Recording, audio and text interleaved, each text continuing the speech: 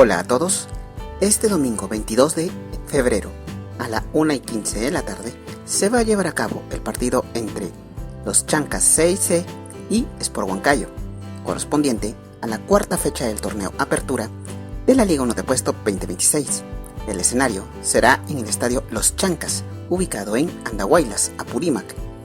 Esperemos de que haga un excelente partido y que gane el mejor. Mucha suerte para ambos equipos. Muchas gracias.